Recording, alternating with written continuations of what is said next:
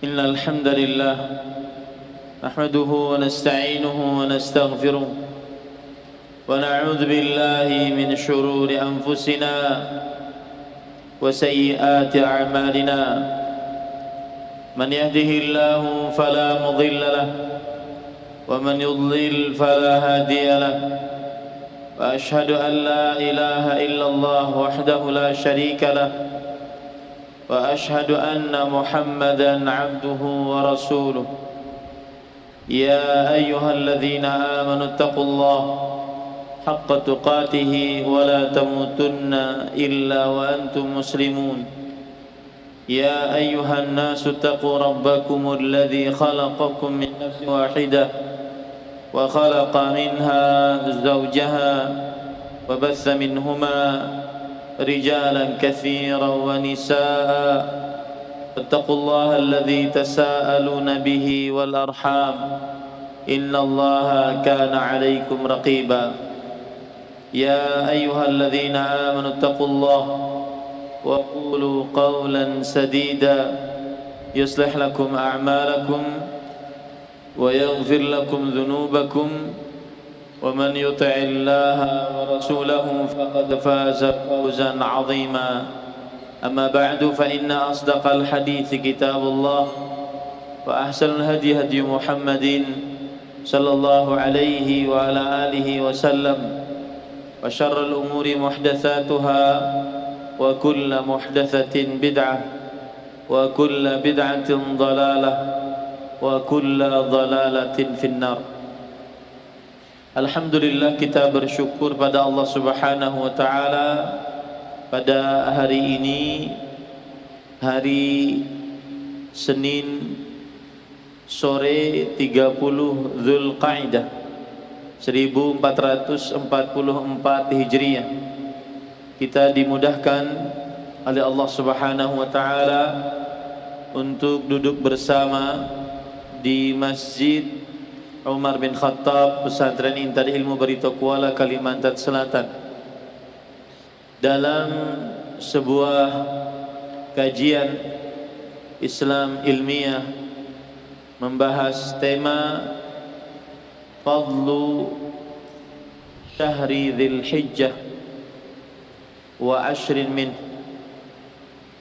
keutamaan bulan Dzul Hijjah dan 10 hari pertama darinya. Keutamaan bulan Dzulhijjah dan 10 hari pertama darinya. Fadlu ashri Dzulhijjah wa ashrin minhu. Ahibati fillah, afanillahu iyyakum, at-tullab wa talibat, para santri-santri sekalian, putra dan putri yang saya cintai karena Allah. Semoga Allah Subhanahu wa taala selalu memberikan afiat kepada kita di dunia dan di akhirat. Salah satu hal yang paling penting bagi seorang muslim dan muslimah adalah mengetahui momen penting di dalam syariat Islam,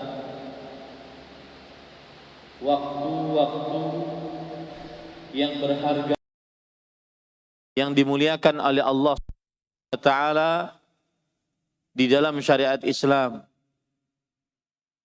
Seperti ini, dengan hari Senin 10 Zulqa'dah 1444 Hijriah waktu Indonesia, maka berarti kita memasuki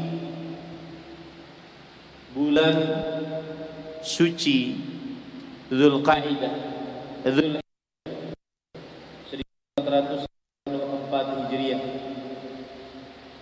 Dan bulan Zulhijjah bukan sembarang bulan, tetapi bulan suci yang disucikan oleh Allah Subhanahu wa taala dan Rasulnya sallallahu alaihi wasallam. Maka para santri, putra dan putri harus mengenal kesempatan-kesempatan penting dan berharga di dalam agama Islam. Dan ini merupakan pengetahuan bagi para santri, putra dan putri, dan pendidikan agar kelak ketika menjadi pendakwah, penuntut ilmu, mengetahui momen-momen penting di dalam syariat Islam, hari-hari penting, hari-hari mulia di dalam syariat Islam. Di hadapan kita dengan terbenamnya matahari pada tanggal 30 Zulhijjah 1444 Hijriah, maka berarti kita masuk kepada hari-hari yang mulia di dalam setahun sepanjang masa. Hari-hari yang mulia di dalam setahun sepanjang masa sampai hari kiamat. Itulah penyebab mengapa meskipun para santri, putra dan putri sedang menghadapi ikhtibar akhir sanah dirasiyah, penilaian akhir tahun ajaran, kita sempatkan waktu untuk mengenal sebuah syariat Islam, momen penting, hari-hari berharga, syiar Allah Subhanahu wa taala, yaitu fadlu syahri Dzulhijjah wa ashrin minhu, keutamaan bulan Dzulhijjah dan 10 hari pertamanya. Ahibati fillah, afanillah wa iyyakum, ketahuilah baik-baik, poin pertama, termasuk dari hikmah Allah Subhanahu wa taala dalam penciptaannya, Allah Subhanahu wa taala rafa'a ba'dha asy-syai' ala ba'dhin darajat. Allah mengangkat sesuatu di atas sebagiannya beberapa derajat. Allah Subhanahu wa taala menjadikan bulan Ramadan bulan yang paling berkah dibandingkan bulan-bulan lainnya. Dan Allah Subhanahu wa taala menjadikan 4 bulan suci dibandingkan bulan-bulan yang lainnya. Allah Subhanahu wa taala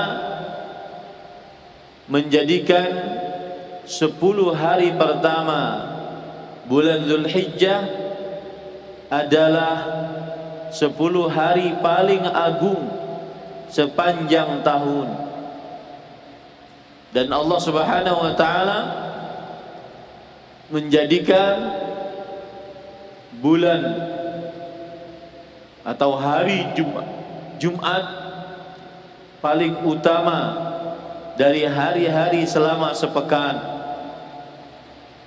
Allah Subhanahu wa taala menjadikan 10 hari terakhir di dalam bulan Ramadan di malam harinya lebih utama dibandingkan seluruh malam di dalam setahun. Itulah hikmah penciptaan Allah Subhanahu wa taala di dalam penciptaannya. Allah meninggikan derajat sesuatu dibandingkan yang lainnya. Contoh, Allah Subhanahu wa taala menjadikan dari kalangan para rasul ada rasul dari ulul azmi, dimulai dari Nabi Muhammad, sallallahu alaihi wasallam, Nabi Ibrahim, Nabi Musa, Nabi Isa, dan Nabi Nuh alaihi wassalatu wassalam. Ini mereka ini adalah rasul-rasul yang paling mulia dibandingkan rasul-rasul lainnya. Itulah hikmah dari penciptaan Allah Subhanahu wa taala. Poin pertama. Poin yang kedua, para ikhwan yang dirahmati oleh Allah Subhanahu wa taala,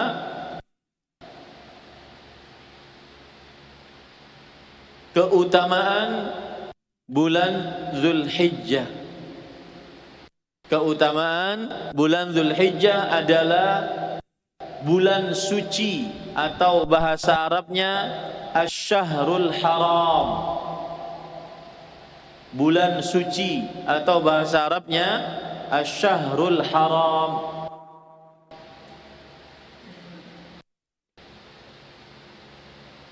Allah Subhanahu wa taala berfirman di dalam Al-Qur'an pada surat At-Taubah, Inna iddatash shuhuri 'indallahi 12 syahran fi kitabillah yauma khalaqas samawati wal ard minha arba'atun hurum dzalika ad-dinul qayyim fala tadhlimu fihinna anfusakum wa qatilul musyrikina kaffah kama yuqatilunakum kaffah wa'lamu annallaha ma'al muttaqin. Sesungguhnya jumlah bilangan bulan di sisi Allah sebanyak 12 bulan pada ketetapan Allah sewaktu Allah menciptakan langit dan bumi. Di antara 12 bulan terdapat 4 bulan suci, 4 bulan haram. Itulah ketetapan agama yang lurus. Dari ayat ini kita ambil pelajaran bahwa di dalam 12 bulan terdapat 4 bulan suci. Dan 4 bulan suci ini dijelaskan oleh Rasul sallallahu alaihi wasallam dalam hadis dari Abu Hurairah radhiyallahu an, "Inna zamana qad istadara ka hayatihi yauma khalaqas samawati wal ard minha arba'atun hurum. As-sanatu 12 syahran." Saya ulangi, inna zamana, sesungguhnya masa telah berputar, kahayatihi, pada penciptaannya. Yauma khalaqas samawati wal ard, pada hari Allah Subhanahu wa taala menciptakan langit dan bumi. Wa inna iddatash syuhuri 'indallahi 12 syahran fi kitabillah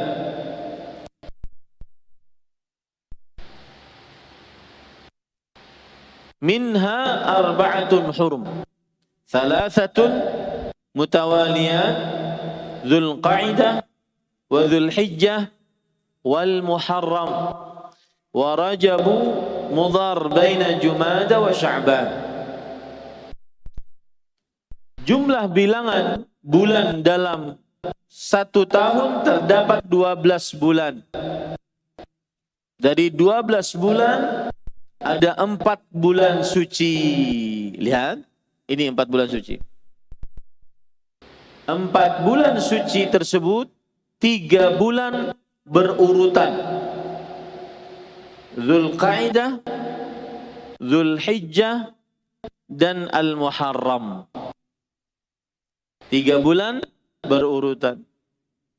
Kemudian bulan yang keempat, bulan Rajab, yang diagungkan oleh kaum Mudhar, yang terletak antara bulan Jumada dengan bulan Sya'ban. Ini hadis menunjukkan bulan Zulhijjah adalah termasuk dari bulan suci. Dan inilah keutamaan dari bulan Zulhijjah. Inilah keutamaan dari bulan Zulhijjah, yaitu dia adalah bulan suci. Kemudian keutamaan yang kedua, dan sebelumnya keutamaan yang dimaksud dengan bulan Zulhijjah adalah bulan suci, yaitu suci dari pertempuran, suci dari peperangan, suci dari pertikaian, pengangkatan senjata. Itu yang disebut dengan bulan suci. Bahasa Arabnya tadi apa? Asy-syahrul haram. Qulu sawiyan. Asy-syahrul haram. Asy-syahrul haram. Keutamaan yang kedua dari bulan Zulhijjah, yaitu bulan Zulhijjah dan bulan Ramadan pahalanya tidak berkurang, meskipun hari-harinya bisa bertambah, bisa berkurang. Bulan Ramadan dan bulan Zulhijjah pahalanya tidak berkurang, meskipun hari-harinya bisa berkurang. Sebagaimana hadis dari Abu Bakrah bin Nufai' bin Al-Harith radhiyallahu anhuma, beliau meriwayatkan Rasulullah sallallahu alaihi wasallam bersabda, "Syahrani la yanqusan, syahra 'idin Ramadhanu wa Dzulhijjah." Dua bulan yang pahala di dalam dua bulan tersebut tidak berkurang. Dua bulan tersebut di dalamnya terdapat hari raya. Bulan yang pertama Ramadan, di dalamnya terdapat Idul Fitr, hari raya Idul Fitr. Bulan yang kedua bulan Zulhijjah, di dalamnya terdapat hari raya Idul Adha. Nah, ini keutamaan dari bulan Zulhijjah. Yang kedua, bahwa beramal saleh di dalam bulan Zulhijjah tidak berkurang pahalanya, meskipun terkadang hari-harinya bisa berkurang.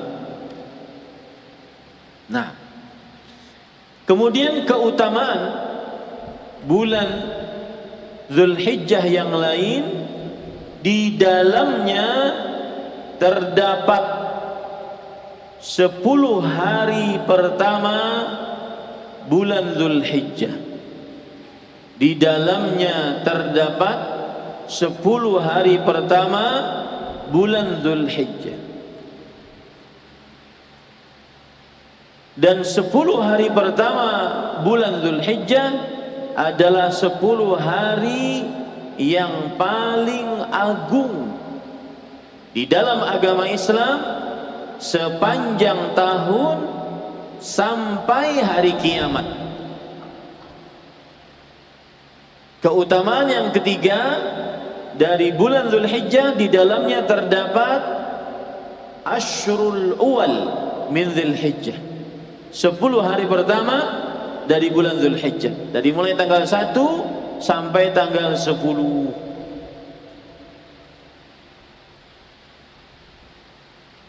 Dan 10 hari pertama bulan Zulhijjah adalah afdalu ayyamid dunya, hari yang paling afdal sepanjang tahun di dunia sampai hari kiamat. Hari yang paling afdal di dunia sampai hari kiamat. Ini ahibbati fillah, afanillah wa iyyakum. Coba perhatikan sekarang hadis yang diriwayatkan oleh Imam Bukhari dan Muslim atau Imam Bukhari.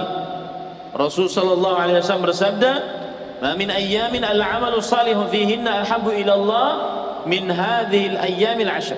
Faqalu ya Rasulullah, "Wala al-jihad fi sabilillah." Faqala, "Wala al-jihad fi sabilillah illa rajulun kharaja bi nafsihi wa malihi falam yarji' min dhalika bi syai'."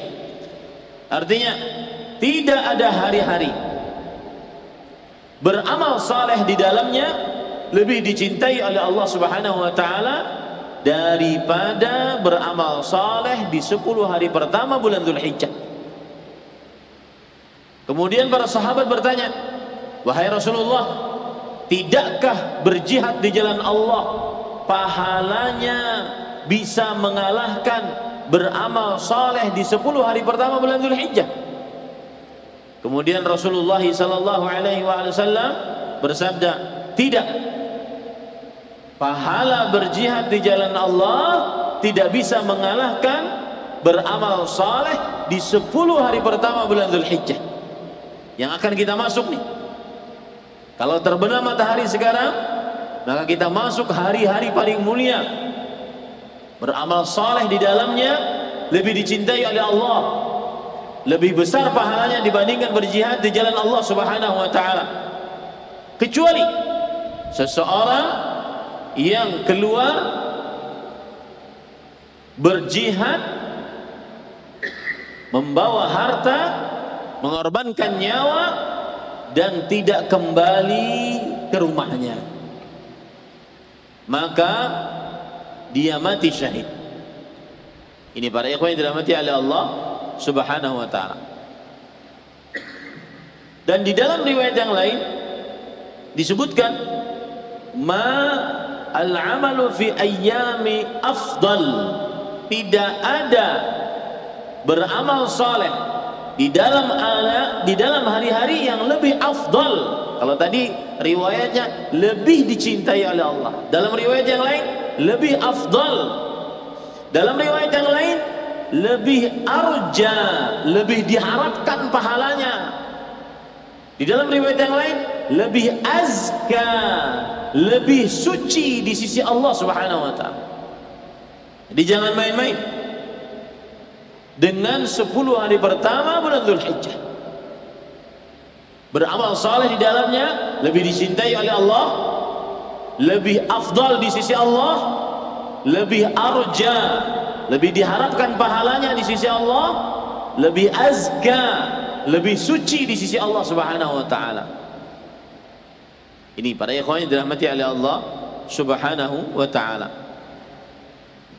Taib. Kenapa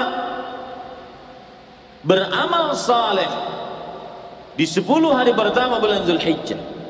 Atau mengapa 10 hari pertama bulan Dzulhijjah adalah afdalu ayyamid dunya, hari-hari yang paling afdal di dunia sampai hari kiamat? Maka dijelaskan oleh para ulama rahimahumullahu ta'ala, karena di dalamnya terdapat hari-hari yang agung. Di dalamnya terdapat hari-hari yang agung.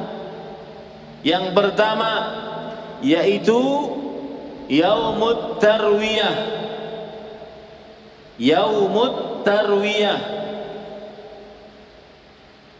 hari atau tanggal 8 Dzulhijjah, yang mana para jamaah haji mereka bermalam di Mina dari mulai pagi sampai subuh, mengerjakan sholat pada waktunya dengan qasar.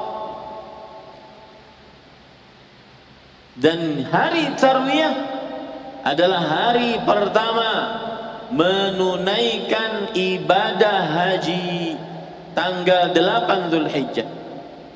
Mengapa disebut hari tarwiyah? Tarwiyatun, karena diambil dari kata-kata arwa, menghilangkan dahaga.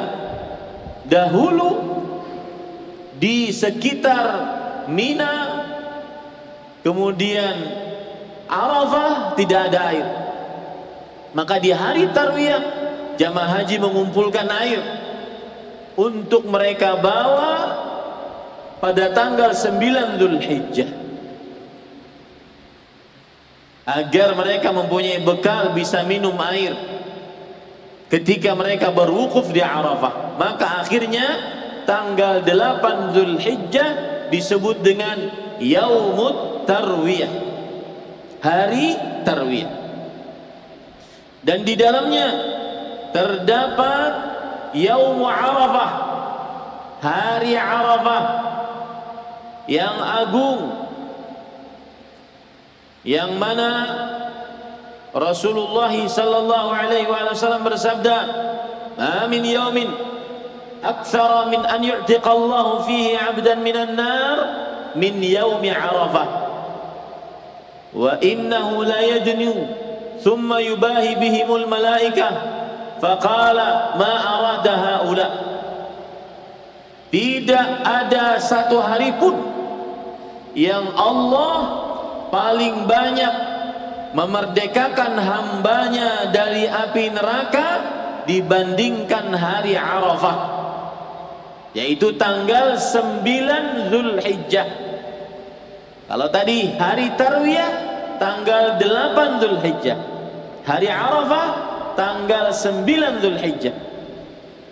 Tidak ada hari yang paling banyak Allah memerdekakan hambanya dari api neraka dari hari Arafah. Allah mendekat kepada hambanya pada hari kiamat. Kemudian Allah banggakan hamba-hambanya yang berwukuf di Arafah. Kemudian Allah berkata kepada para malaikat, "Lihatlah, wahai para malaikatku, mereka hamba-hambaku, apa yang mereka inginkan pasti aku kabulkan." Di dalam riwayat yang lain, "Ja'uni syu'san ghubran." Lihatlah wahai para malaikat, itu orang-orang yang berwukuf di Arafah, mereka mendatangiku ke Arafah ini dalam keadaan penuh debu, lusuh. Ya, maka semua doanya dikabulkan oleh Allah Subhanahu wa taala. Ini hari Arafah, hari yang agung. Dan kita yang tidak menunaikan ibadah haji juga kecipratan keagungannya. Kenapa? Karena Rasulullah sallallahu alaihi wasallam bersabda, "Khairud du'a du'a'u yaumi Arafah. Wa khairu ma qultu ana wan nabiyyuna min qabli la ilaha illallah wahdahu la syarika lah lahul mulku wa lahul hamdu wa ala kulli syai'in qadir." Doa paling terbaik doa yang dipanjatkan pada hari Arafah. Kalau seandainya kita perhatikan tanggal pada hari ini, berarti hari Arafah kita besok 1 Zulhijjah tanggal 20 Juni 2023, berarti hari Arafah kita tanggal 9 Zulhijjah bertepatan dengan 28 Juni 2023. Ya, maka perhatikan, kalian mungkin sudah di rumah karena kalian pulang tanggal 25 Juni 2023 bertepatan dengan 6 Zulhijjah. Maka perbanyaklah berdoa di hari-hari itu, karena menurut pendapat yang dikuatkan oleh sebagian ulama, hadis tadi, sebaik-baik doa adalah doa pada hari Arafah. Ini umum, untuk seluruh kaum muslimin, baik yang tidak menunaikan ibadah haji atau yang menunaikan ibadah haji. Dengan inilah 10 hari pertama bulan Dzulhijjah adalah 10 hari yang paling agung di dunia sepanjang masa. Itu hari yang kedua, Yaumut Tarwiyah tanggal 8 Dzulhijjah, Yaum Arafah tanggal 9 Dzulhijjah, dan yang ketiga Yaumun Nahr. Yaumun Nahr, nun ha ra nahara, Yaumun Nahr, yaitu tanggal 10 Dzulhijjah. Dan Rasulullah sallallahu alaihi wasallam menyatakan bahwa Yaumun Nahr adalah Yaumul Hajjil Akbar. Yaumun Nahr adalah hari haji akbar.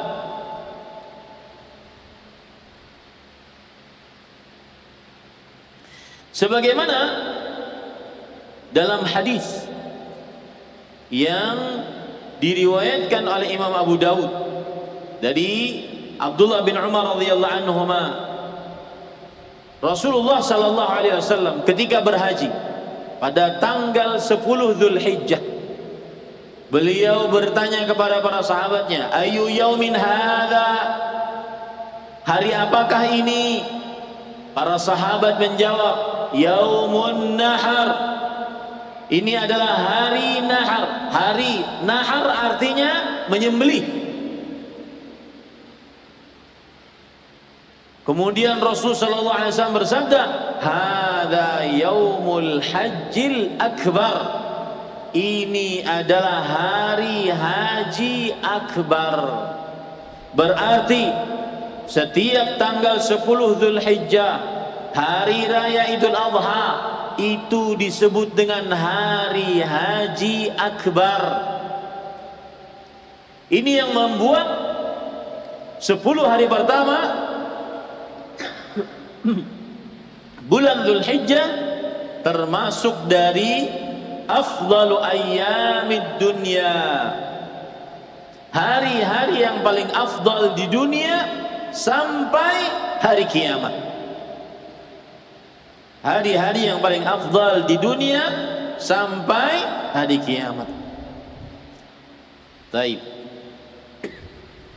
Kemudian sebab yang kedua, mengapa 10 hari pertama bulan Dzulhijjah afdalu ayyamid dunya?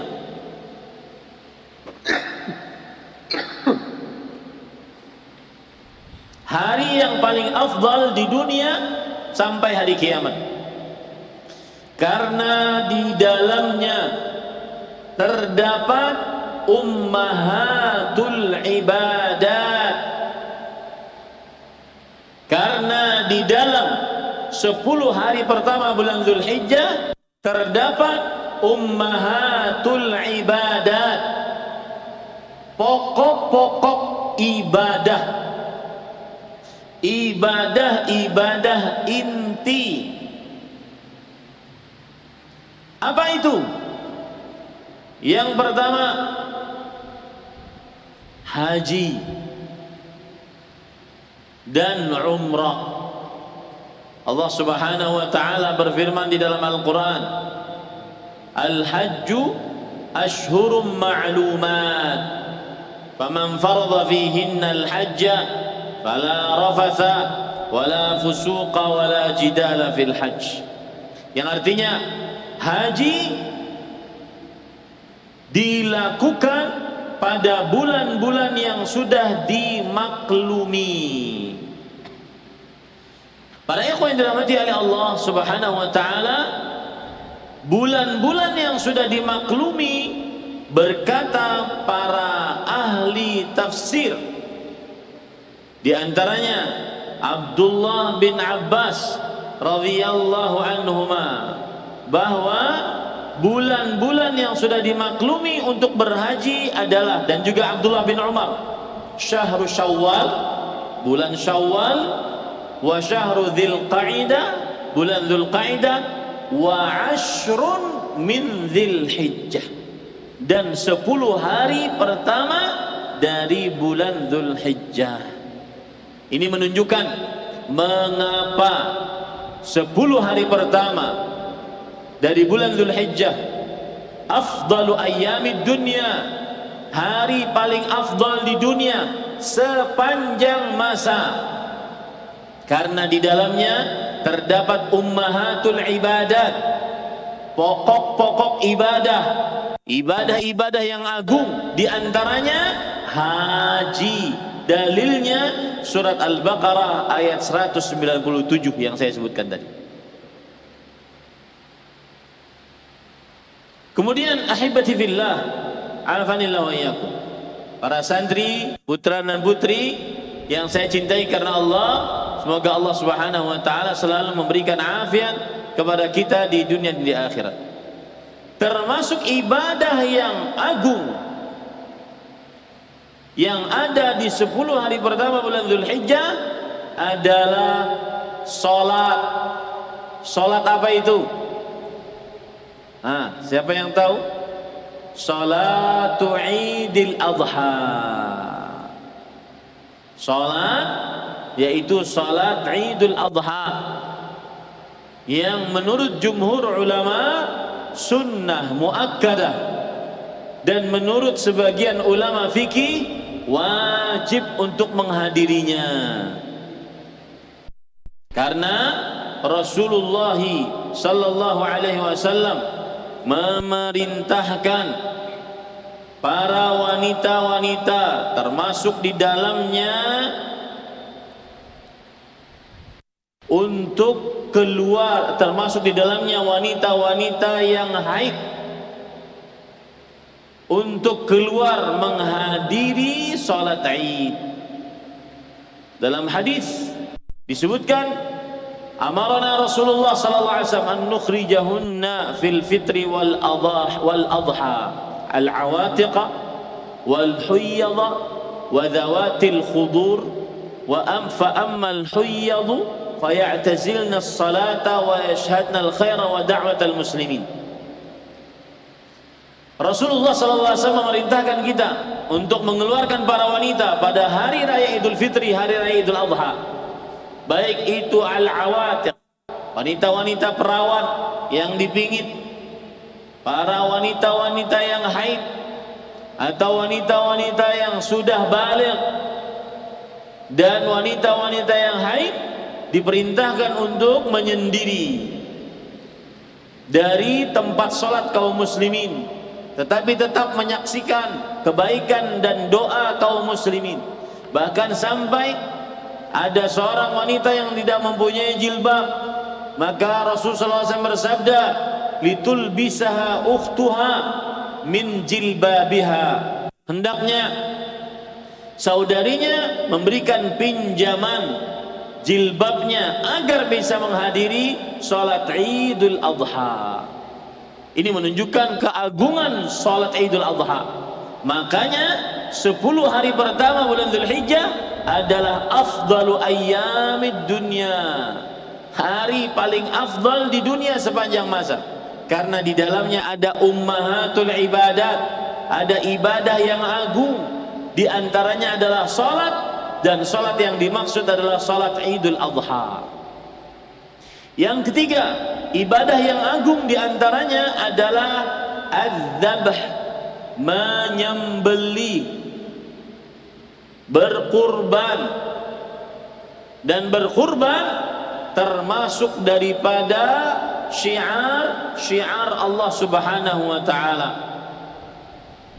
Allah Subhanahu wa taala berfirman di dalam Al-Qur'an, "Wa man yu'azzim sya'airallah fa innaha min taqwal qulub," yang artinya, dan demikianlah perintah Allah, siapa saja yang mengagungkan syiar Allah, maka sesungguhnya itu adalah tanda ketakwaan hati. Syiar yang dimaksud di sini adalah dijelaskan oleh Allah dalam ayat yang selanjutnya, likulli ummatin ja'alna mansakan.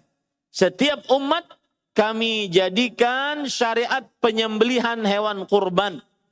Ini disebutkan oleh Allah dalam surah Al-Hajj ayat 32 dan 34. Berarti menyembelih hewan kurban adalah termasuk dari amal ibadah yang pokok, yang agung. Allah juga berfirman di dalam Al-Quran, lan yanalallaha luhumuha wala dima'uha walakin yanaluhu taqwa minkum. Yang artinya, dan Allah Subhanahu wa ta'ala daging-daging onta, darahnya itu sekali-kali tidak dapat mencapai keridhaan Allah. Tetapi ketakwaan dari kalian yang dapat mencapainya. Menunjukkan bahwa menyembelih hewan kurban adalah termasuk dari ibadah agung yang mendatangkan ketakwaan. At-tullab idza lam yattar ilal hammam la ahada yakhruj. Idza laysa indahu muttar ilal hammam fala ahada yakhruj. La ahada yakhruj illa idza kana muttarran. Fahimtum? La ahada yakhruj min majlisil ilm illa idza kana muttarran. Ma aqulu lakum al'an fi ghayatil ahammiyah. Apa yang saya sampaikan sekarang adalah permasalahan penting. Ini bukan pelajaran di kelas. Saya 5 tahun di majelis ilmu, yang saya lebih ingat pelajaran-pelajaran di majelis ilmu daripada di kelas. Jangan remehkan majelis ilmu yang seperti ini. Siapapun yang mengajarnya.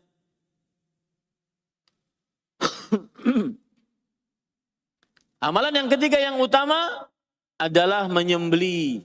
Dan menyembelih syiar Allah. Menyembelih tanda ketakwaan. Menyembelih perintah Allah. Fasalli li rabbika wanhar. Salatlah untuk Rabbmu dan sembelihlah. Allah menggandengkan ibadah salat. Ibadah yang paling agung setelah 2 kalimat syahadat. Kemudian ibadah menyembelih kurban. Ini menunjukkan menyembelih kurban adalah ibadah agung. Begitu juga Allah berfirman dalam Al-Quran. Qul inna salati wa nusuki wa mahyaya wa mamati lillahi rabbil alamin. Katakanlah wahai Muhammad sallallahu alaihi wasallam, sesungguhnya salatku dan nusuki. Apa arti nusuki? Sembelihanku. Allah gandengkan salat dengan sembelihan. Menunjukkan kedudukan yang agung yang dimiliki oleh ibadah menyembelih. Itu disebutkan oleh Allah dalam surat Al-An'am ayat 162. Begitu juga disebutkan dalam surat Al-Hajj ayat 37. Sekali lagi, mengapa 10 hari pertama bulan Dzulhijjah agung? Karena di dalamnya terdapat apa? Ummahatul ibadat. Ibadah-ibadah yang agung. Yang pertama apa? Haji. Yang kedua apa? Hah? Yang kedua apa? Haji, kemudian sholat Idul Adha, kemudian yang ketiga berkurban, kemudian yang keempat ya adalah puasa. Di dalam 10 hari pertama bulan Dzulhijjah terdapat ibadah puasa. Puasa apa? Puasa hari Arafah. Dan hari Arafah tanggal berapa? 9 Zulhijjah. Dalam hadis riwayat Imam Muslim, Rasul sallallahu alaihi wasallam bersabda, "Ma min ayyami afan." Beliau ditanya tentang puasa hari Arafah.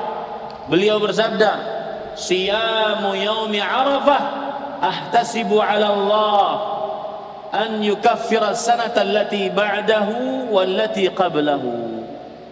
Berpuasa hari Arafah tanggal 9 Zulhijjah, termasuk daripada 10 hari pertama bulan Zulhijjah, adalah menghapuskan dosa 1 tahun yang telah lalu dan 1 tahun yang akan datang. Dan ingat para santri-santriku sekalian, ini pesan saya, sebarkan sunnah ini, sunnah puasa hari Arafah. Lebih harus kalian sebarkan di tengah kaum muslimin, agar puasa-puasa yang tidak ada syariatnya dari Rasulullah tenggelam. Puasa-puasa yang berdasarkan hadis palsu hilang di masyarakat. Tumbuhlah puasa-puasa sunnah berdasarkan hadis-hadis yang sahih. Di antaranya saumu yaumi Arafah, berpuasa pada hari Arafah. Yang tahun ini sesudah rapat kita memutuskan kalian berpuasanya di rumah. Walhamdulillah. Kepada siapa kalian mengucapkan jazakallahu khairan? Baik. Atas usulan kalian kemudian diterima. Walhamdulillah. Baik. Maka di dalam 10 hari pertama bulan Zulhijjah terdapat ummahatul ibadat, ibadah-ibadah agung, yaitu apa?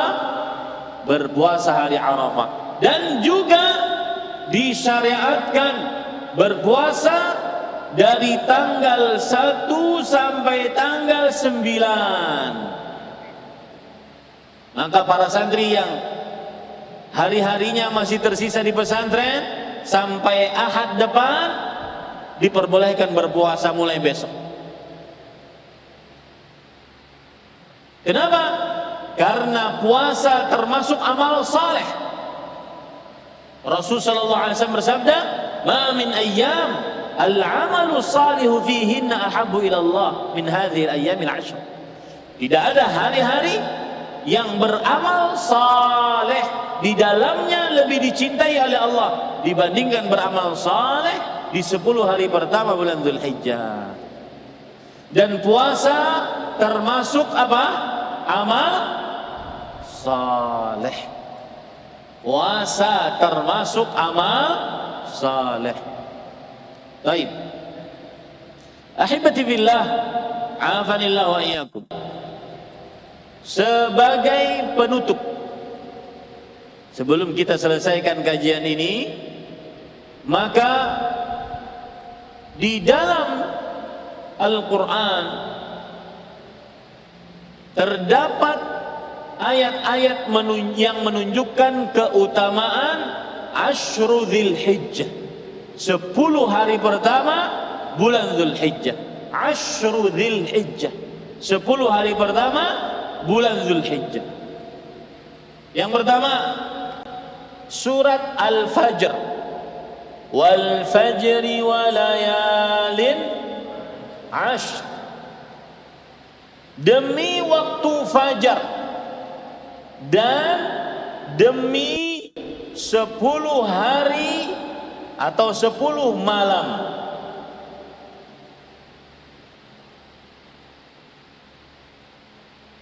Demi waktu fajar dan demi malam, walayalin ashr. Para ahli tafsir mengatakan, di antaranya Imam sahabat Nabi Abdullah bin Abbas, kemudian Abdullah bin Zubair, kemudian Imam Mujahid, wa ghairu wahidin minas salafi wal khalaf, dan para ahli tafsir lainnya dari para sahabat dan juga orang-orang setelahnya, bahwa kata Imam Ibnu Katsir, al-layalil ashr al-muradu biha ashru dzulhijjah, 10 malam yang Allah bersumpah dengannya, maksudnya adalah 10 malam bulan Dzulhijjah. Jadi keutamaan 10 hari pertama bulan Dzulhijjah adalah Allah bersumpah dengannya. Pada surat Al-Fajr ayat 2, dan Al-Azim la yuqsimu illa bi'azim, yang maha agung Allah subhanahu wa ta'ala tidak bersumpah kecuali dengan yang agung-agung, menunjukkan 10 hari pertama bulan Dzulhijjah adalah hari-hari yang agung. Makanya Allah menyebutkannya di dalam sumpahnya tabaraka wa ta'ala.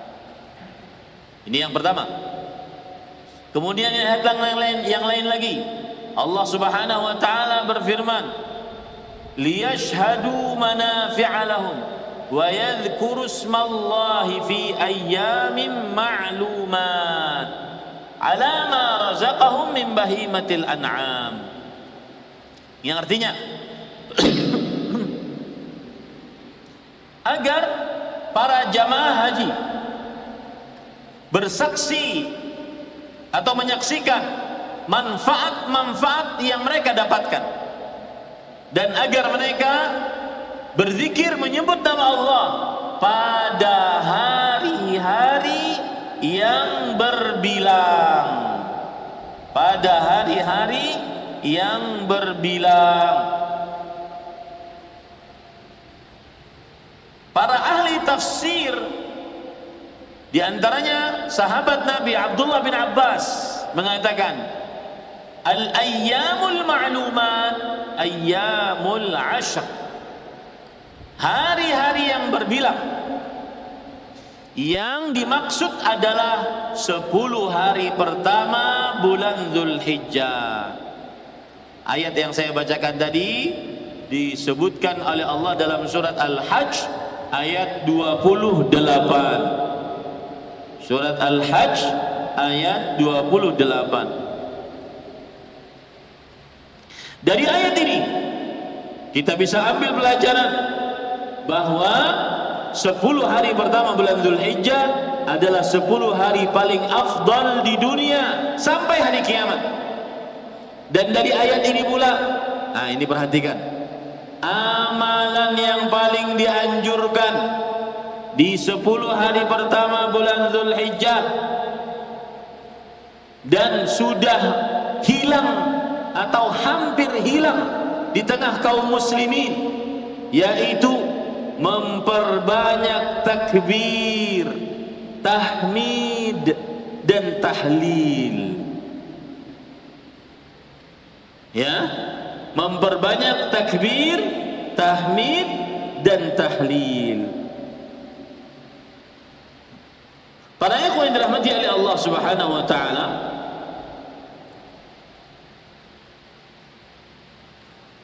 kana as-sahabatu radhiyallahu anhum min bainihim Abu Hurairah wa Abdullah bin Umar radhiyallahu anhuma yakhrujani ila as-suq fayukabbiran wa yukabbiru an-nasu bitakbirihima. Yang artinya diriwayatkan oleh Imam Bukhari,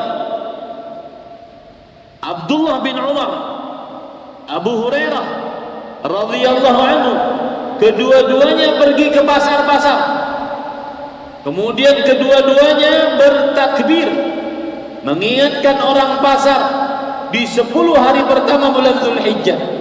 Maka akhirnya orang-orang di pasar pun bertakbir, fayartajus suq bitakbir, maka takbir menggema di pasar-pasar. Oleh karenanya mulai terbenamnya matahari hari ini 30 Zulhijjah Dzulqa'dah 1444 Hijriah sampai hari ke-13 Zulhijjah, kita disyariatkan memperbanyak takbir sebagaimana para sahabat Nabi radhiyallahu anhu. Allahu akbar, Allahu akbar, la ilaha illallah, Allahu akbar, Allahu akbar, walillahil hamd. Maka saya ingatkan kepada bagian pengasuhan santri, di waktu-waktu yang mungkin para santri putra dan putri sedang beristirahat makan, maka setel takbir mulai malam ini, setel takbir, karena ini sunnah yang sudah mulai hilang di tengah kaum muslimin. Kaum muslimin hanya mengenal takbir di malam hari raya dan pada hari raya Idul Adha serta hari-hari tasyrik. Padahal diperintahkan untuk bertakbir dari mulai tanggal 1 Zulhijjah. Ini para ikhwan yang dirahmati oleh Allah Subhanahu wa taala. Itulah pelajaran yang kita bisa ambil dari bulan Dzulhijjah dan 10 hari pertama dari bulan Dzulhijjah. Mudah-mudahan yang disampaikan bermanfaat. Wa sallallahu nabiyana Muhammad walhamdulillahi rabbil alamin. Subhanakallahumma bihamdik asyhadu an la ilaha illa anta astaghfiruka wa atubu ilaik. Sallallahu nabiyana Muhammad walhamdulillahi rabbil alamin. Wassalamualaikum warahmatullahi wabarakatuh.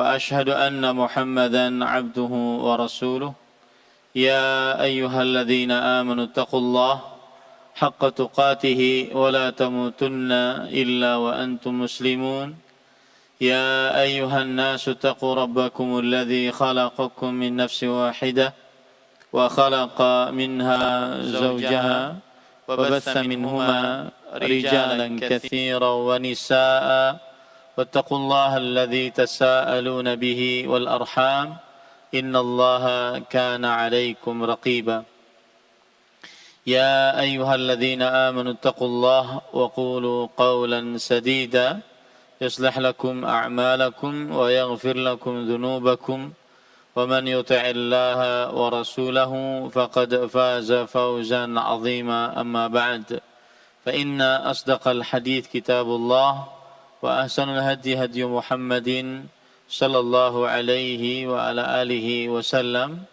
وشر الأمور محدثاتها وكل محدثة بدعة وكل بدعة ضلالة وكل ضلالة في النار. Alhamdulillah, kita bersyukur pada Allah Subhanahu wa taala pada hari ini, hari Kamis siang 3 Dzulhijjah 1444 Hijriah, kita dimudahkan oleh Allah Subhanahu wa taala untuk duduk bersama di dalam sebuah kajian yang diminta oleh panitia atau Dewan Kemakmuran Masjid Umar bin Khattab, yang asalnya kajian rutin membaca kitab As-Sirah Nabawiyah, menjadi kajian tematik yang berkaitan dengan ajakan kepada para pegawai untuk berkurban di pesantren. Salawat dan salam semoga selalu Allah berikan kepada Nabi kita Muhammad sallallahu alaihi wa ala alihi wasallam, pada keluarga beliau, para sahabat, serta orang-orang yang mengikuti beliau sampai hari kiamat kelak. Dengan nama-nama Allah yang husna dan sifat-sifatnya yang mulia, kita berdoa, Allahumma inna nas'aluka ilman nafi'an wa rizqan tayyiban wa amalan mutaqabbala. Allahumma amin. Ahibati fillah, afanillah wa iyyakum. Para ikhwah sekalian yang saya cintai karena Allah, semoga Allah Subhanahu wa taala selalu memberikan afiat kepada kita di dunia dan di akhirat. Tugas saya pada kajian kali ini adalah memotivasi para ikhwah sekalian, menyemangati agar berkurban, terutama mengeluarkan kurbannya di pesantren. Maka saya katakan, berkurbanlah. Yang pertama, berkurbanlah. Karena berkurban adalah syiar Allah Subhanahu wa taala. Sebagaimana Allah Subhanahu wa taala berfirman di dalam Al-Qur'an, "Wa man yu'azzim sya'airallah fa innaha min taqwal qulub." Artinya, barang siapa yang mengagungkan syiar-syiar Allah, maka sesungguhnya itu adalah tanda ketakwaan hati. Ini disebutkan oleh Allah di dalam surat Al-Hajj ayat 32. Dan disebutkan oleh Allah Subhanahu wa taala dalam surat Al-Hajj 36, "Wal budna ja'alnaha lakum min sya'airillah. Lakum fiha khair." Dan telah kami jadikan untuk kalian unta-unta itu sebagian dari syiar Allah Subhanahu wa taala. Kamu memperoleh kebaikan yang banyak padanya. Ayat ini memberikan pelajaran kepada kita bahwa menyembelih hewan kurban, di antaranya adalah unta atau sapi atau kambing yang merupakan jenis dari hewan yang disebut dengan al-an'am, maka ini adalah syiar Allah Subhanahu wa taala. Apa itu syiar Allah? Syiar Allah artinya adalah hal yang merupakan sangat terhormat dari syariat Allah Subhanahu wa taala.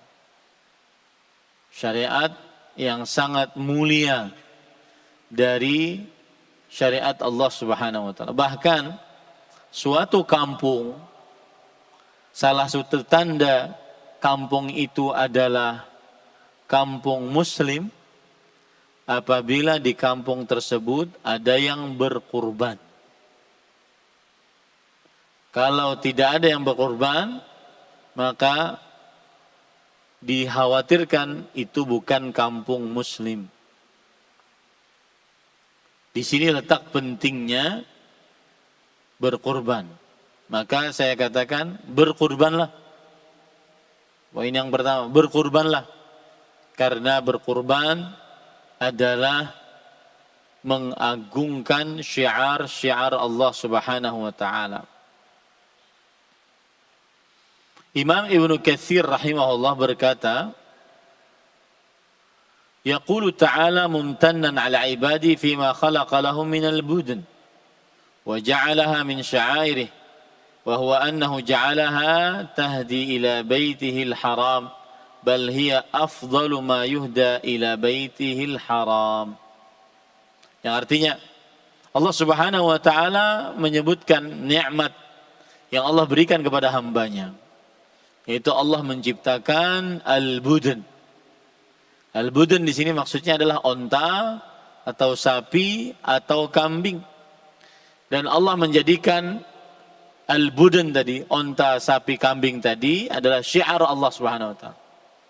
Bahkan Allah menjadikan onta, sapi, kambing tadi atau ya onta atau sapi atau kambing tadi, dia adalah hewan yang dituntun sampai Baitullahil Haram. Dan dia adalah hewan yang dipersembahkan yang paling terbaik untuk menuju Baitullahil Haram. Nah, maka berkurbanlah para ikhwah. Bagi para ikhwah sekalian, berkurbanlah. Karena berkurban adalah syiar Allah. Kemudian dari surat Al-Hajj ayat 62 juga 32 juga tadi menunjukkan bahwa kurban adalah tanda ketakwaan hati. Sebelum itu, maka saya katakan berkurbanlah. Ini yang kedua.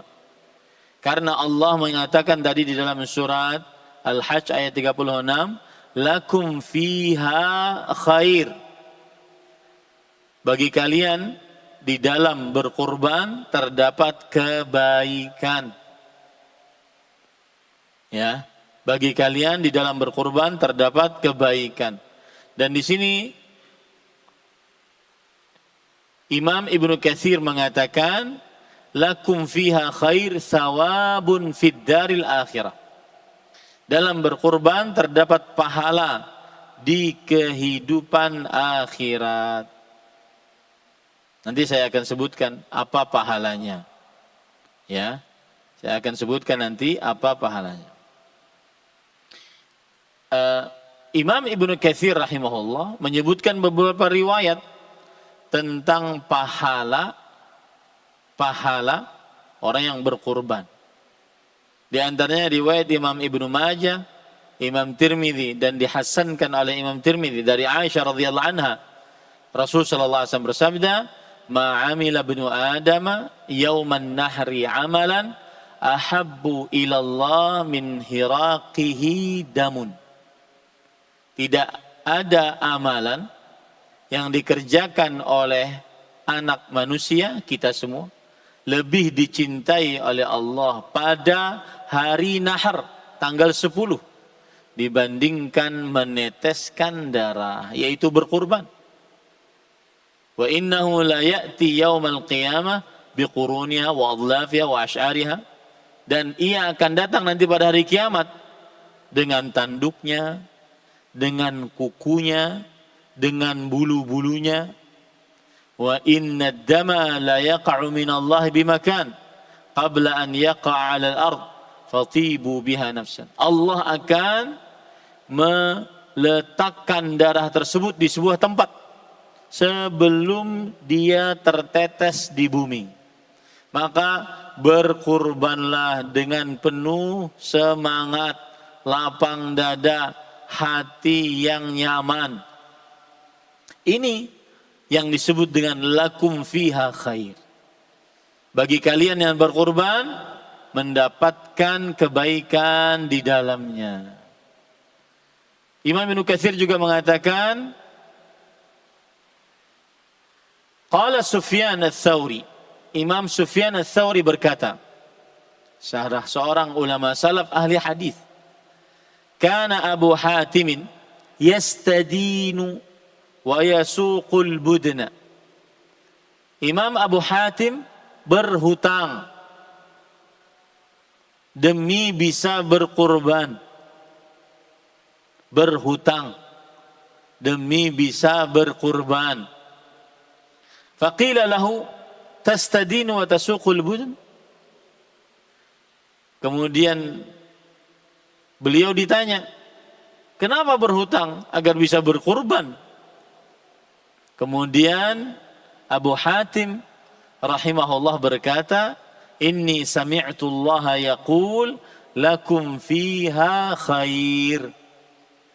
Bagi kalian yang berkurban, di dalam berkurban terdapat kebajikan, kebaikan. Maka berkurbanlah. Yang kedua, berkurbanlah. Karena di dalamnya terdapat kebaikan. Kebaikan yang sudah saya sebutkan tadi. Bahkan Imam Ibnu Katsir menyebutkan riwayat yang ketiga. Diriwayatkan oleh Imam Ad-Daruqutni di dalam kitabnya Sunan. Dari Abdullah bin Abbas radhiyallahu anhuma, ma anfaqatil waraq fi syai'in afdala min nahiratin fi yaumi 'id. Artinya, ma unfiqatil waraq, al-wariq, afwan. Tidaklah koin-koin perak disedekahkan pada sesuatu yang paling afdal daripada dibelikan hewan kurban dan disembelih pada hari Id. Tidak ada uang yang paling afdal untuk diinfakkan lebih afdal daripada diinfakkan untuk berkurban. Ya, diinfakkan untuk berkurban. Maka berkurbanlah, karena di dalamnya lakum fiha khair. Di dalam berkurban ada kebaikan, pahala yang besar. Imam Mujahid rahimahullahu ta'ala berkata, lakum fiha khair ajrun wa manafi'. Yaitu orang yang berkurban akan mendapatkan kebaikan. Kebaikan yang dimaksud adalah pahala dan manfaat-manfaat. Orang berkurban akan mendapatkan manfaatnya di dunia dan di akhirat. Kemudian Ibrahim bin Yazid An-Nakhai, seorang tabi'i, berkata, yarkabuha wa yahlibuha idza ihtaja ilaiha. Artinya, orang yang berkurban, maka dia bisa menungganginya dan memerah susunya jika dia memerlukannya. Nah, maka yang pertama, para ikhwan yang dirahmati oleh Allah Subhanahu wa taala, berkurbanlah. Karena berkurban adalah syiar Allah. Yang kedua, berkurbanlah. Karena dalam berkurban pahala yang besar. Yang ketiga, berdasarkan surah Al-Hajj ayat 32 tadi, berkurbanlah. Karena di dalam berkurban terdapat ketakwaan.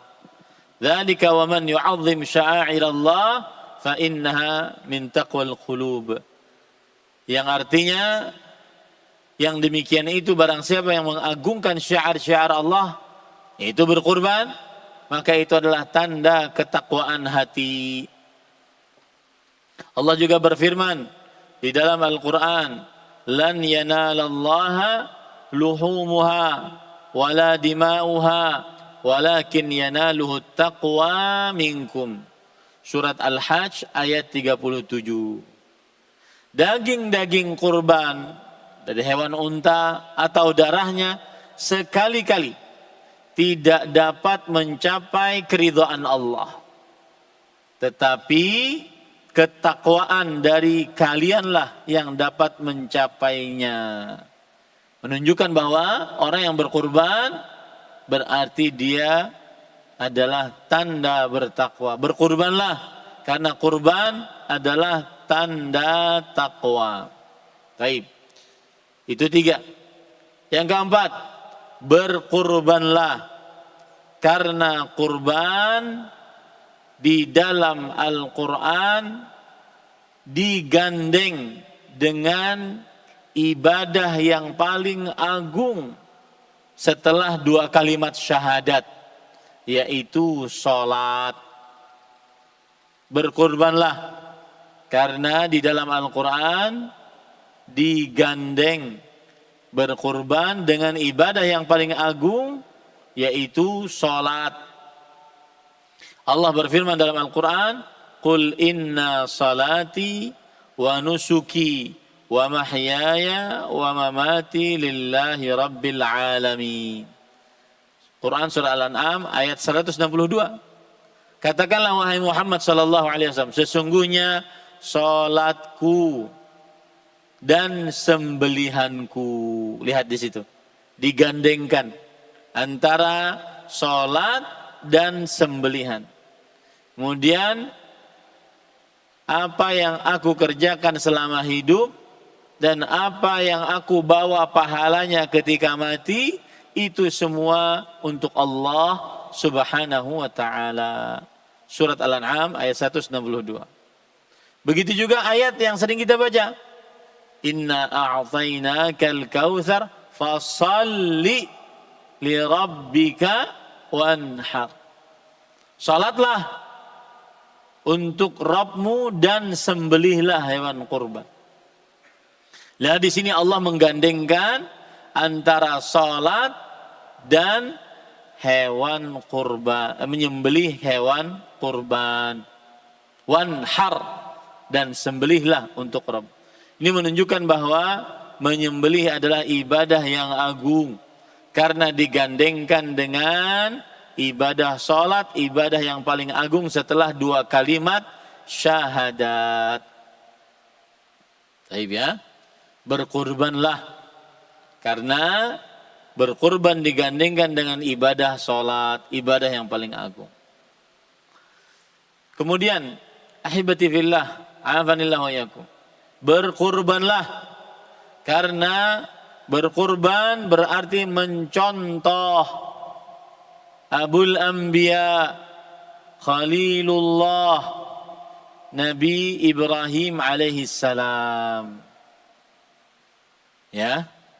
Sebagaimana yang disebutkan oleh Allah Subhanahu wa taala di dalam surah As-Saffat ayat 103.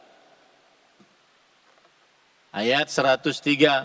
Jadi mulai 102 sampai kepada 110 atau 111 gitu ya. 111.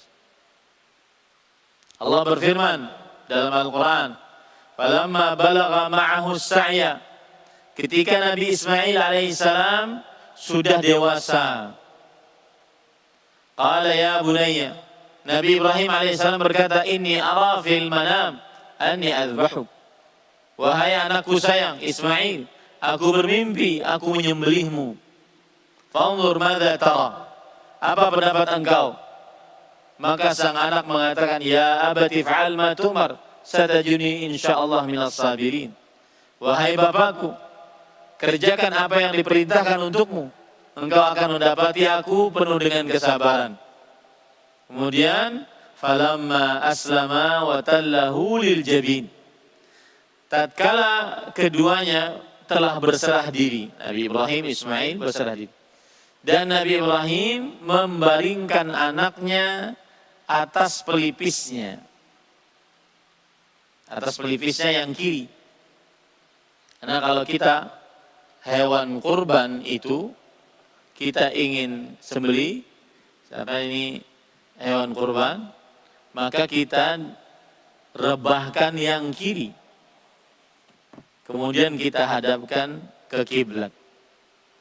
Begitulah yang terjadi pada Nabi Ibrahim alaihissalam dan Nabi Ismail. Wa nadainahu ayya Ibrahim. Lalu Allah bersuara, "Wahai Ibrahim, qad saddaqta ar-ru'ya inna kadzalika najzil muhsinin." Sungguh kamu telah membenarkan mimpi itu. Ya, sesungguhnya demikianlah kami memberi alasan kepada orang-orang yang berbuat baik. Inna hadza lahuwal bala'ul mubin. Sesungguhnya ini adalah ujian yang nyata bagi engkau wahai Ibrahim. Wa fadainahu bidzibhin 'adzim. Dan kami tebus anak itu dengan seekor sembelihan yang besar. Nah, ini menunjukkan bahwasanya berkurban adalah keajaran Nabi Ibrahim. Berkurbanlah. Karena siapa yang berkurban berarti dia mengikuti ajaran Nabi Ibrahim alaihissalam. Dan kita diperintahkan untuk mengikuti ajaran Nabi Ibrahim. Allah berfirman, anittabi' millata Ibrahim hanifan. Yang artinya, dan ikutilah ajaran Nabi Ibrahim hanifan, yaitu secara lurus. Ikutilah.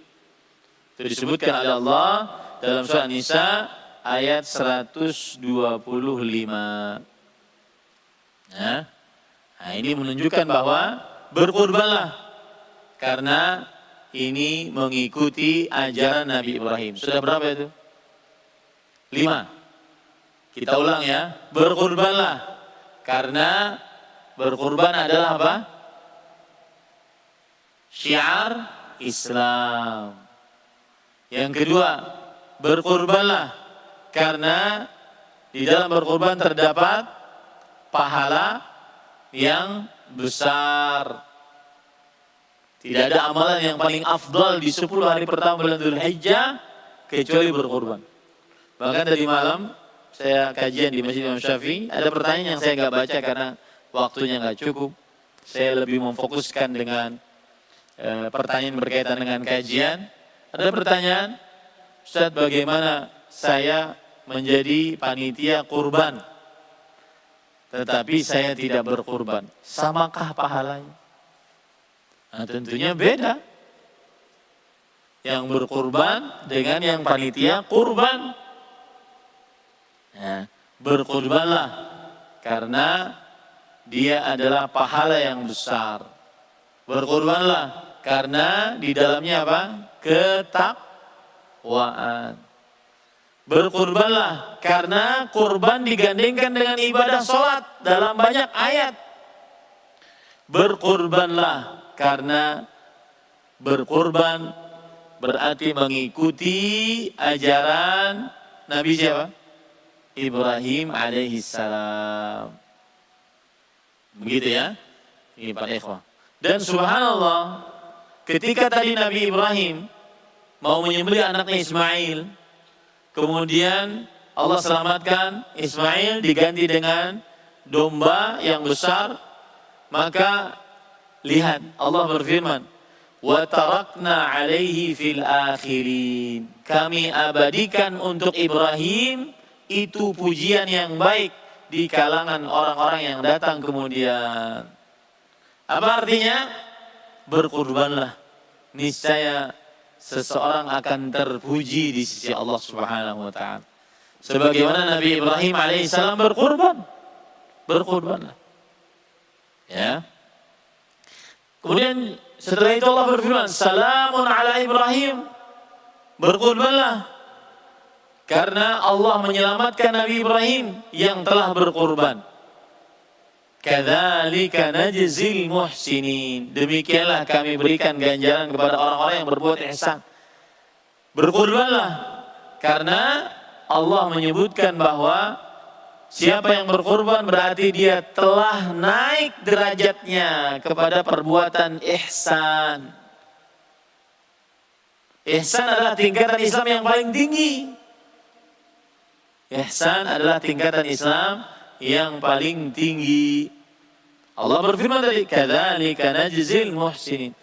Kemudian Allah berfirman, innahu min ibadina al-mu'minin. Sesungguhnya Nabi Ibrahim alaihissalam termasuk hamba-hamba kami yang beriman. Jadi maklumin ya. Taib. Sedikit tentang selain tema kita.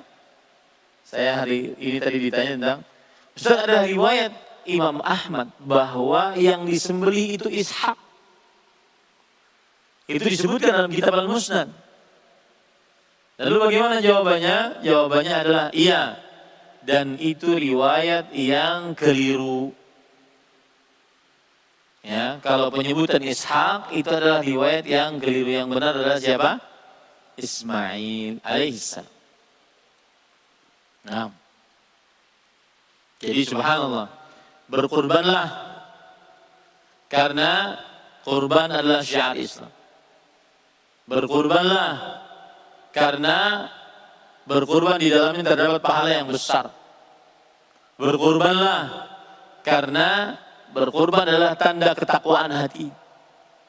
Keempat, berkurbanlah karena kurban digandengkan dengan ibadah sholat. Ibadah sholat. Berkurbanlah karena ini adalah kebiasaan dari Nabi Ibrahim alaihissalam. Sudah 5 ya. Kemudian di dalam 5 ini Nabi Ibrahim alaihissalam mendapatkan keutamaan dari kurban. Seperti misalkan beliau terpuji sampai hari kiamat. Nah, orang yang berkurban demikian juga. Yang kedua, beliau mendapatkan keselamatan. Ingin selamat di dunia akhirat, berkurbanlah. Kemudian yang ketiga, beliau mendapatkan derajat ihsan, yaitu tingkat keislaman yang paling tinggi. Berat para ikhwan yang dirahmati oleh Allah Subhanahu wa taala, berat. Tetapi ya begitulah. Berkurbanlah. Taib.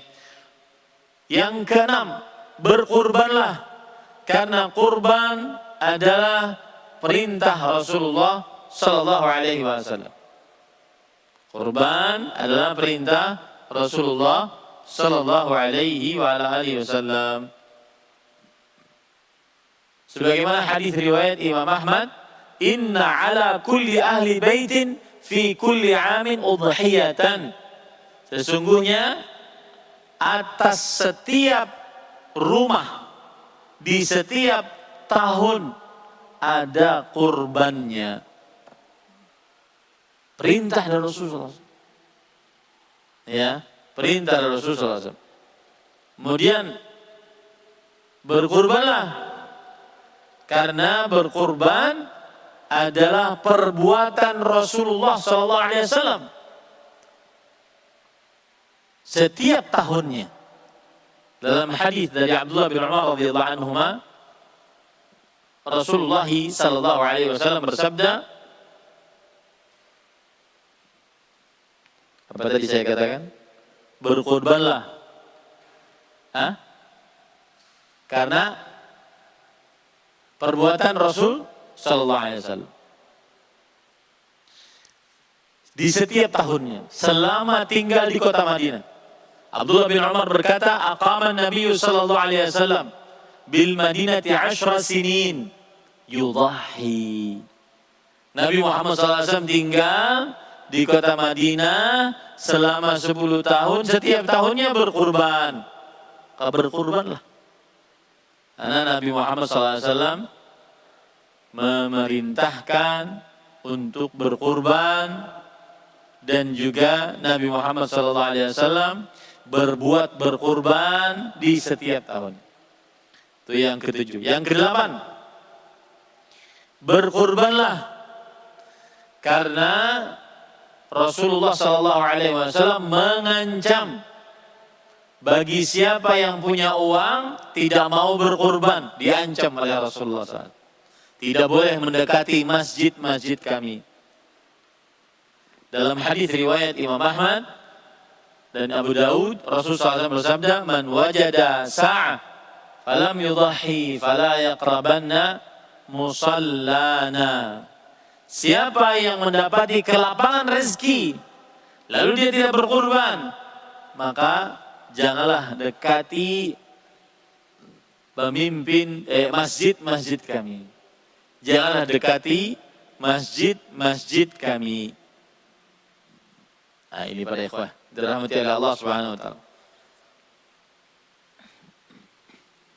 Kemudian para ikhwah dirahmati oleh Allah Subhanahu wa taala, berkurbanlah karena Rasul sallallahu alaihi wasallam bersabda dalam hadis riwayat Imam Ad-Daruqutni dari Abdullah bin Abbas radhiyallahu anhuma, "Thalathun hunna 'alayya faraid wa hunna lakum tatawwu'un." Al-witr wan nahr wa salatul adha. 3 perkara yang tiga perkara ini adalah wajib bagiku, kata Rasulullah SAW, dan sunnah bagi kalian, wahai umatku. Apa 3 perkara tersebut? Salat witir, menyembelih hewan kurban, dan salat duha. Salat witir, menyembelih hewan kurban, dan salat duha. Nah,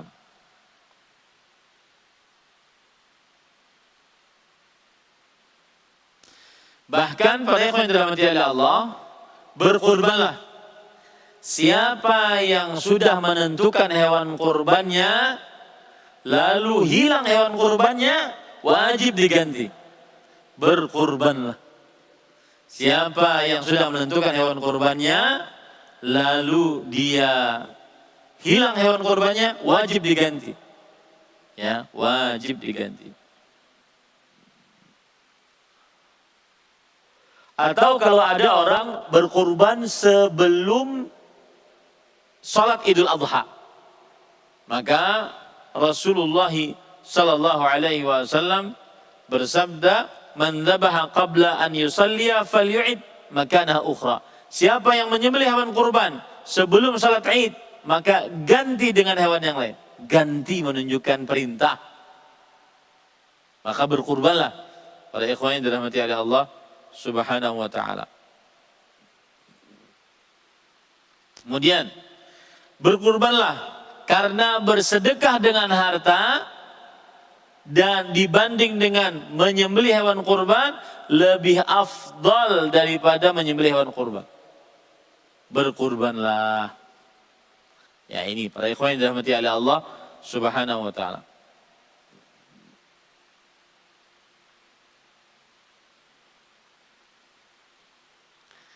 Nah,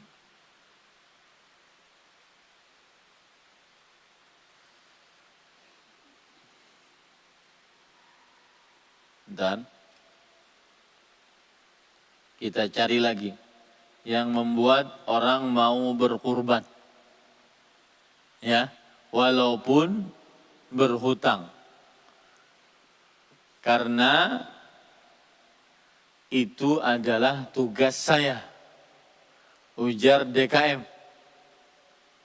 mengajak kawan-kawan pegawai agar mau berkurban, walau berhutang dengan pesantren. Ya, walau berhutang dengan pesantren.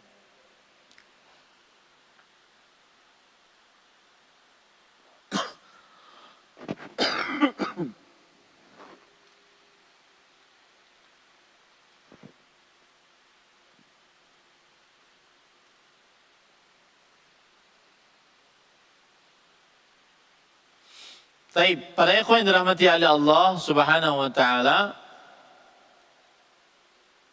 saya akan bacakan fatwa yang berkaitan dengan hal yajibul istidanatu min ajri syira'il udhiyah.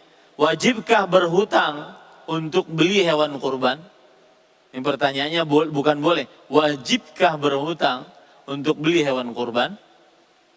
Maka para ikhwan yang dirahmati oleh Allah Subhanahu wa ta'ala,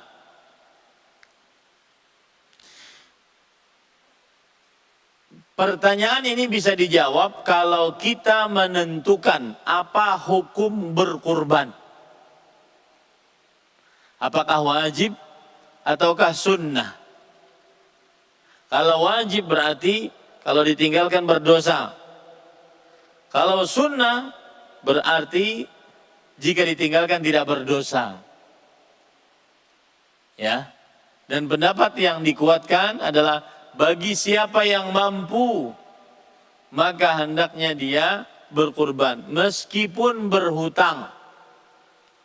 Meskipun berhutang.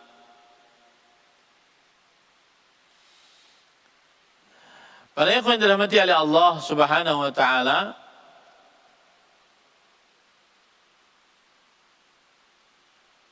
Syekhul Islam Ibnu Taimiyah ditanya, amman la yaqdiru 'ala al-udhiyah hal yastadin?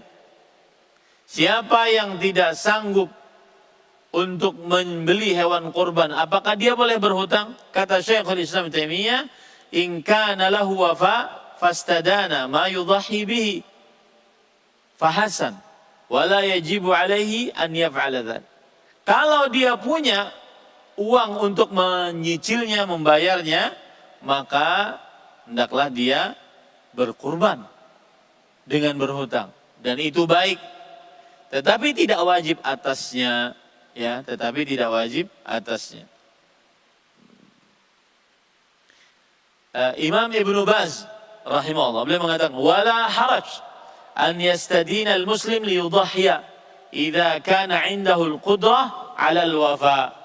Tidak mengapa seorang muslim berhutang untuk berkurban jika memiliki kesanggupan untuk bayar hutang.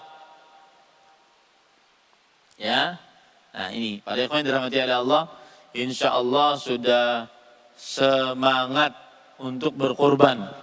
Kita tunggu pendaftarannya, ya, kita tunggu pendaftarannya. Taib, ini yang bisa saya sampaikan para ikhwan yang dirahmati oleh Allah Subhanahu Wa Taala. نكتفي بهذا القدر وصلى الله نبينا محمد والحمد لله رب العالمين. سبحانك اللهم وبحمدك أشهد أن لا إله إلا أنت أستغفرك وأتوب إليك. والسلام عليكم ورحمة الله وبركاته.